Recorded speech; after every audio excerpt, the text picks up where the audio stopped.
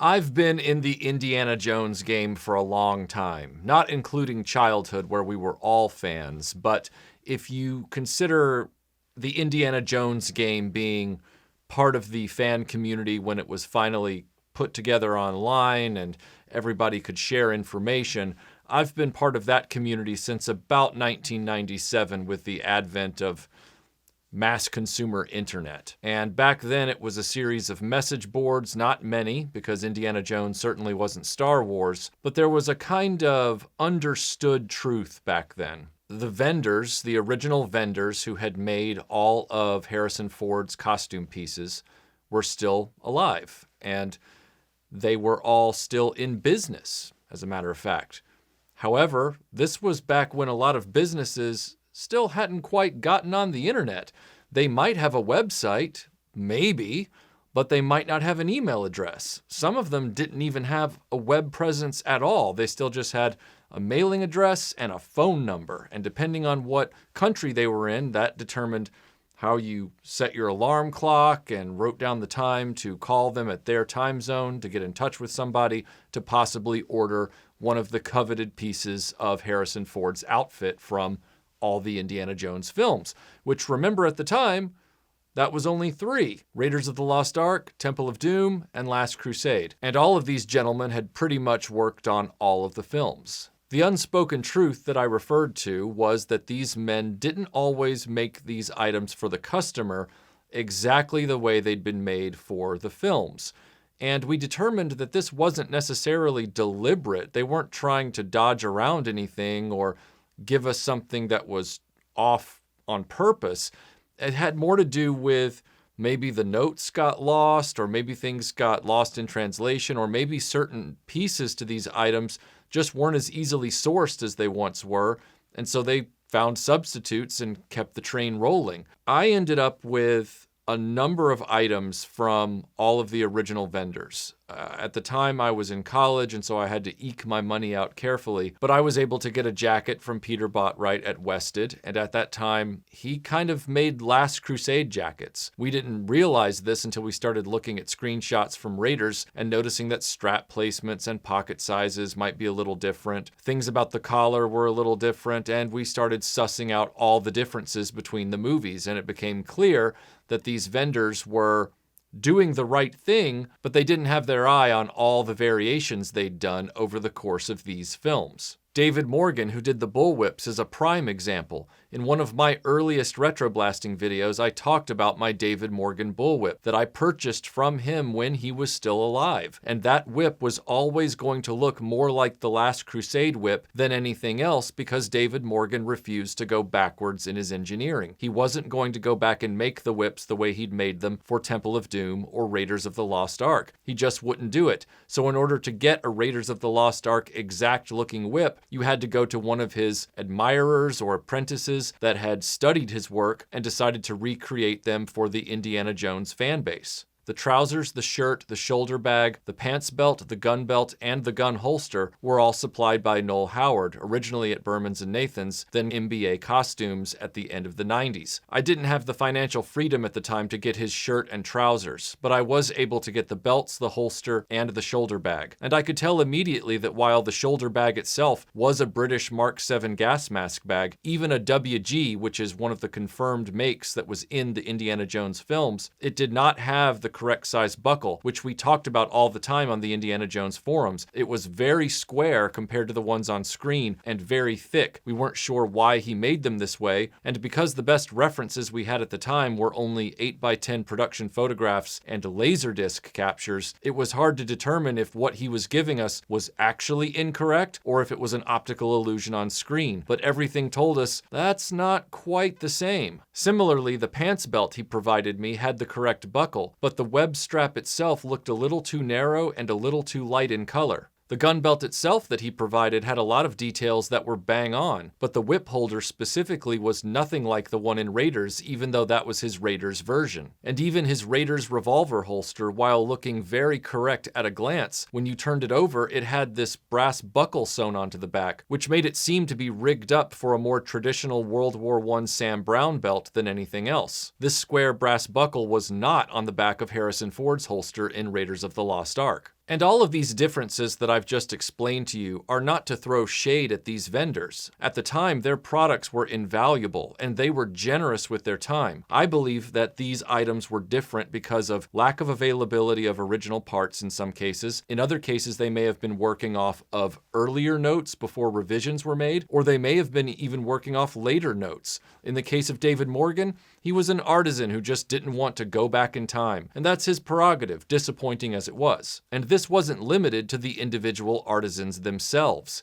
Even the one piece of Harrison Ford's outfit that wasn't bespoke, the Alden 405 work boots, those actually had changed color by the late 90s as well. You could no longer get them in that flat brown. If you were lucky, you got them in a kind of brick reddish ruddy color. And if you were very unlucky, you got them in almost a pumpkin orange color. Fortunately for me, I was able to get mine directly from the man that Harrison Ford bought them from himself from his shoe shop in Sherman Oaks, California. And that was a lovely man named Fritz who ran Frederick's Shoes. Now, he didn't make Aldens, but he had a large inventory of them and he knew how to fit you for them. He knew how to, get the right sizes and all the quirks of the Alden 405 boot. And the ones that he sourced for me, which came directly from the Alden Manufacturing Company, were the ones that were in more of the brickish, ruddy sort of rust color, which you could then apply some Angelus dye to try and get them closer to brown, which is what I did. And at the time, that was as close as we got. In the many years since the late 90s, a lot of these vendors have sadly passed away, but fortunately many of their businesses are still offering these Indiana Jones items. However, out of all the vendors that provided items for Harrison Ford's outfit in the 3 Indiana Jones films, there was one that I never engaged the entire time I had started this journey, and that was Herbert Johnson Hatters out of London. Now, the reasons for this are multiple. One, they, at the time, did not have a robust web presence, and so it was a little more difficult to get the Harrison Ford hat from them because you had to get up at the right time, call the number, try and get them on the phone, order something, give them a credit card. Everything like that was very analog at the time. And I put more of that effort into trying to get the jacket, which had to be done the same way, because there were other vendors that were selling hats that at the time I thought, close enough, I guess. As much as I would want this hat, I'll go get it from over here. The jacket was not like that. We were trying to find other vendors that would start making those jackets at the time, but for the hat, we had other options, even if they weren't perfect. The other barrier to this was the price. The hat is the most iconic and recognizable part of Indiana Jones. When you say those words, the first things you think of are that hat and Harrison Ford's face. And they were the makers of that hat for 3 original classic films. So that means it came with a hefty price tag, and there was all that sizing involved. So between the price range and the difficulty involved in acquiring it, that was already a deterrent from me pursuing it. But the other factor was that everybody in the community admitted at the time that Herbert Johnson, under its original hatter, Richard Swales, when I say original, I mean original to Indiana Jones. The hat shop has been around since the 19th century. But the man who worked on the hats for the Indiana Jones films, Richard Swales, he seemed to churn out not an inconsistent hat in terms of overall quality. What you ended up doing was asking them for a poet in the Indiana Jones style, and then wait, and then see what arrives. And it was always pretty much a Last Crusade job. And in most cases, when the reports came back, some people even joked that it felt like Mr. Swales had cut the brim with a pair of scissors. That doesn't mean it looked ugly, it just means that he was a very old-world hatter. He did not concern himself with fanboy details. He just made the hats the way he had made them, coming out of his shop for the various Indiana Jones films. And then it was up to you to try and get it to be closer to this film or that film on your own with a steam kettle or, steam coming out of an iron and some general artistic talent. And the big problem at the time was that very few people seemed to be able to achieve the Raiders look and unlock it from these current Herbert Johnson poets that were coming out of the shop. Rumors flew around in the community at the time that Herbert Johnson had lost the block and they didn't have the right felt manufacturer anymore, and so that very unique Raiders of the Lost Ark hat just wasn't possible. And many people said it wasn't even doable with the current Herbert Johnson poet, that the crown height wasn't right and that it was too tapered, and there was just no way from what they were making at the time to really give it that Raiders of the Lost Ark look. So between those dicey testimonials and me being a poor college kid, I really didn't think about buying a Herbert Johnson at the time. I thought, well, they're not getting it right anyway, so I might as well move on and find all these other hats to try out. And I tried out a lot of hats over the years. I had a Stetson, which was essentially a temple, and the one I had specifically was called in their catalog the Indy. I wore that for several years at the end of college. Then I moved on to a Peter Brothers, which they were supposed to be like the great white hope of finally having a decent bespoke Indiana Jones hat, but that turned into a nightmare. It was the worst Indiana Jones hat I've ever owned. Indiana Jones hat. It was very stovepipe. They didn't have the shaping right. I felt like I was wearing an Abe Lincoln top hat or something like Odd Job, was wearing in Goldfinger. It didn't look right. And then I moved on to the Akubra Federation, the original Akubra Federation, of which Tony Roberts at Analog Toys has their version 4. Akubra, when they came along, they saved our bacon in the Indiana Jones community. They really provided an affordable, durable hat that could achieve many of the looks from the various films. And in the background, everybody was still trying to find somebody that might be able to deliver that Raiders of the Lost Ark hat. At the time, as I related in my Indy 5 video around 2006, 2007, Steve Delk from Adventure Built Hats was approached. Now, Steve Delk had been a fan like the rest of us on the message boards, and he had decided that he was dissatisfied with all of the Raiders of the Lost Ark hats that were available out there. In fact, all the Indiana Jones hats didn't satisfy him because they couldn't achieve the Raiders look, and he taught himself how to make hats and started a company around 2004 and started selling them to us at cost because we were all friends of his, and it was a beautiful thing. And we had a hat that was finally 95% dialed into the Raiders look for the first time. It was a real game changer. And it was such a game changer that while Herbert Johnson at that time had been kind of declining in quality and their bespoke arm had really fallen off, Steven Spielberg and Bernie Pollack, who were making Indy 4, approached Steve Delk and said, "Can you make the hats for Indy 4? As much as we like to dog on Indiana Jones and the Kingdom of the Crystal Skull, the outfit in that movie, not so much the way they arranged it on Ford, but the actual per-piece quality of that outfit is second to none.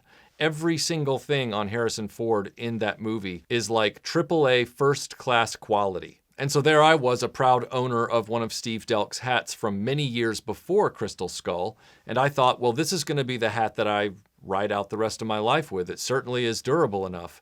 But time goes on, I get the hat reblocked at John Penman because John Penman now owns the Adventure Built hat brand. And while that's going on, I see a random photo on the internet of a Cairo Raiders of the Lost Ark hat being made by somebody in Germany under the name Advintage hats. And this was the first time I'd ever seen a photo of a hat that wasn't in Raiders of the Lost Ark itself that jumped out to me and screamed, "This is it! They nailed it! This is the Raiders of the Lost Ark hat." Now, prior to this, there had been a guy named Fedora Lover who's up in Canada, and he had found a way to take Herbert Johnson hats and unlock their Raiders potential somehow through some reblocking magic, and he was making amazing hats. But unfortunately, I never was able to get in touch with him. He never seemed to make hats to order. He only made them when he wanted to and then just put them up for sale, and you never knew what size they were going to be. It was very strange, and I could not get on his radar to get a hat made from him, which was really disappointing. I would have loved to have done that. But you just take those things that aren't opportunities and you put them out of your mind and you just stay patient and move forward. And because I was able to stay patient and not get frustrated by things like that, Advintage showed up on the scene. And I was able to order one from him because when I saw those photos, I was like, that's the hat right there. That's the one I've been looking for all these years. I know it. That guy has nailed it. And when the hat showed up, it was gorgeous. It was perfect. It was everything I'd ever envisioned the Raiders of the Lost Ark hat to be. Instantaneously, I thought, this is it. And then Dial of Destiny was announced, and I kept waiting for them to say that it was some new hatter, somebody out there like Steve Delk had been in 2008. And to my surprise, they said, no, it's Herbert Johnson. And then I found out that Herbert Johnson, in the years after Crystal Skull, had gone back and said, we have to rejuvenate our bespoke reputation. We have to get our bespoke brand back out there. I go to their website, and not only do I see all of the Indiana Jones hats clearly denoted in their catalog online, but they're also offering versions from each film, which is something they've never done before. And obvious as it might seem now, but remember, my experiences with Herbert Johnson and a lot of these vendors go back to the late 90s. They now had a very easy way to order it online, which was even better. However, some of the pictures I'd seen from other people who had ordered these hats and some of the reviews I'd seen didn't indicate that Herbert Johnson was quite getting the Raiders of the Lost Ark look right. But I couldn't be certain of that unless I had one in front of me. The ones I'd seen on other people I wasn't that impressed with, but I thought it's not fair to judge unless I have one right in front of me that I can wear, that I can look at, that I can put up against some of these other hats. So I said, now is the time. Now is the time for me to finally order a Herbert Johnson. Yes, Mr. Swales has passed on just like all the other legacy Indiana Jones outfit vendors, but the fans are doing the best work. And from what I heard, the woman who now runs the bespoke arm of Herbert Johnson is a fan and is someone who is very invested in all of the different movie and television productions that Herbert Johnson is tied to. Much to my surprise, they didn't just offer a single Raiders hat. They offered a Raiders hat with and without the turned brim, which I talked about in my Indiana Jones 5 review being unique to Raiders of the Lost Ark, because in the beginning of the film, which was filmed last, he did not have the turn in the brim, and throughout most of the film, including the Tunisia sequences, his hat had the torqued brim. But more surprising than that was the fact that Herbert Johnson was also specifically offering a Streets of Cairo version of the hat, which is a very distinct variation on the turned brim Raiders fedora. So I was really stunned that they were breaking that one out and saying, we are offering you this scene from Raiders of the Lost Ark. They don't offer a Temple of Doom bridge hat. They don't offer a Last Crusade tank hat. They just offer a Temple of Doom and a Last Crusade. But for Raiders, you have three distinct choices: no turn in the brim, turned brim, and Streets of Cairo. And because Streets of Cairo is what I've always envisioned as the ultimate Indiana Jones hat, that's what I think of when I think of Indiana Jones, that's the one I ordered. After ordering the Herbert Johnson, it took about 6 months for it to be completed and arrive. That is about the time that it took my Advintage about a year to a year and a half before. And that's expected when you're talking about a bespoke hat from a company that's in high demand. And in this case, with Dial of Destiny having come out and the awareness of Indiana Jones back in the casual space, I'm sure there were a lot of people with money to burn that wanted Indiana Jones hats, and a lot of them had ended up at the doorstep of Herbert Johnson's website at that time. It showed up. I finally had a head-to-head comparison for the first time in my life, and I finally had a Herbert Johnson after all these years of being an Indiana Jones guy. It was a pretty special moment, but it was also one filled with trepidation because of all the knowledge that I had from the community going all the way back to the late 90s. And what was the Herbert Johnson up against in my comparison? Well, it was up against the Advintage, which is no small mountain to climb. The Advintage is a precise, forensically recreated Raiders of the Lost Ark Streets of Cairo hat. And Advintage can do every single movie and every single scene that you desire, with the Streets of Cairo historically being the hardest one to recreate. Advintage quality is second to none.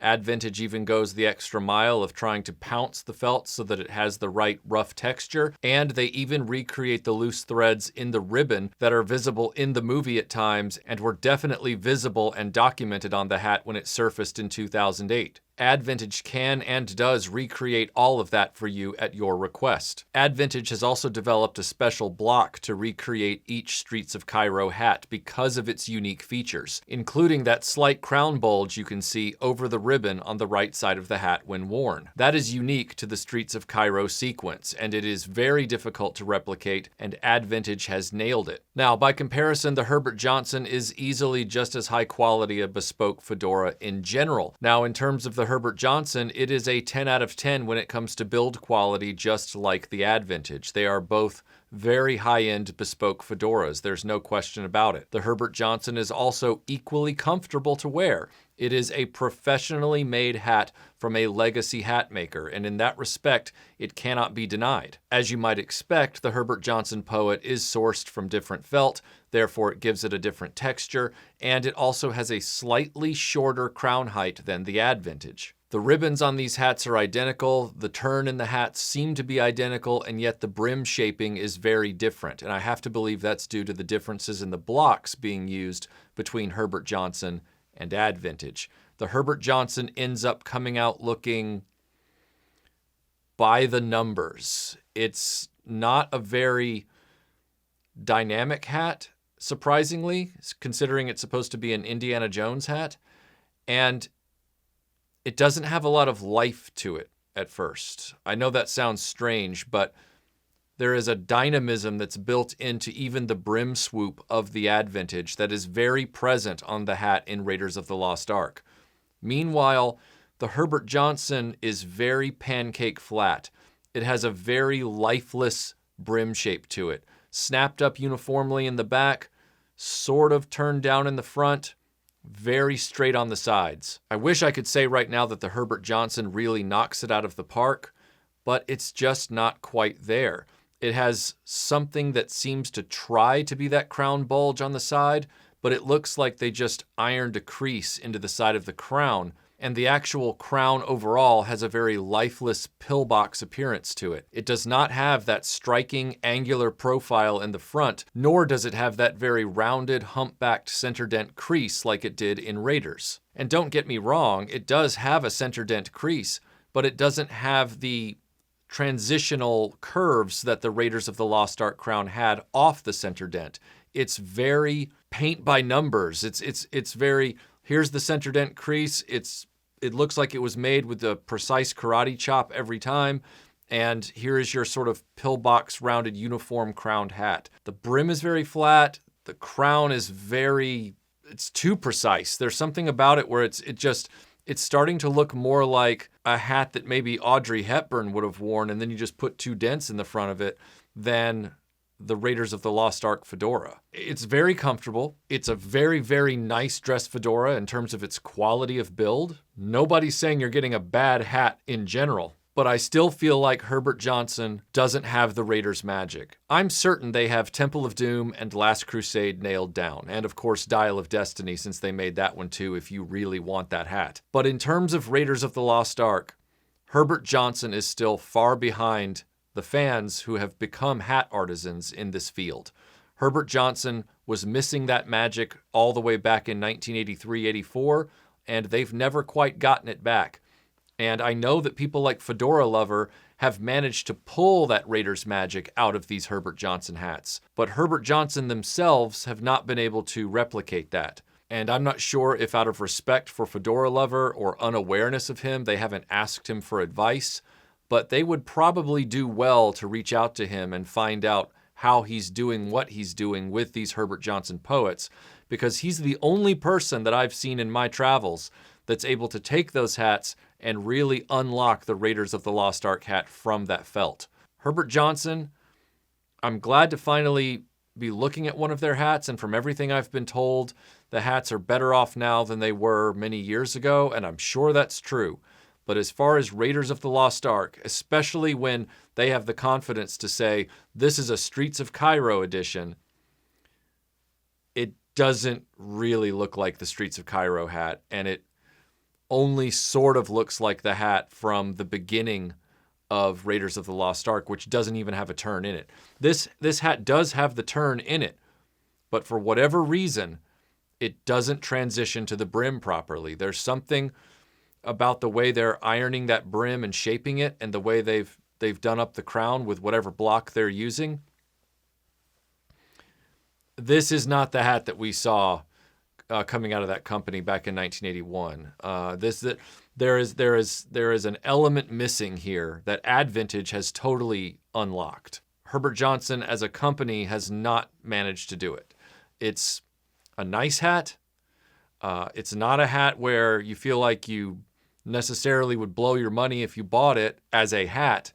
But if you're buying this hat like I did to put it head to head with another Raiders of the Lost Ark fedora, it's gonna lose. And again, there are a lot of people out there, especially now with Etsy and dubious Facebook ads and everything else, that are trying to sell their wares, and they claim to make Indiana Jones hats. I'm not talking about those fly-by-night operations. I'm talking about the people that are in the space right now that are noteworthy. John Penman, Advintage, Steele & Jones, Akubra is always a good one to go to.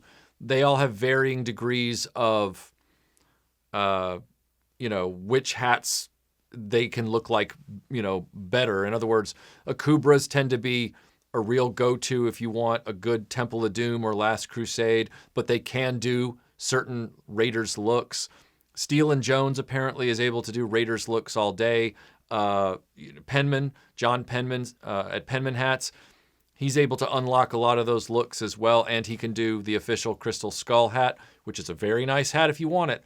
But as far as that Raiders Streets of Cairo hat, the Advintage is the one that I would put my money on all day. I'm sure that some of these other guys are doing great work. I just don't have them in front of me. I'm sure they are.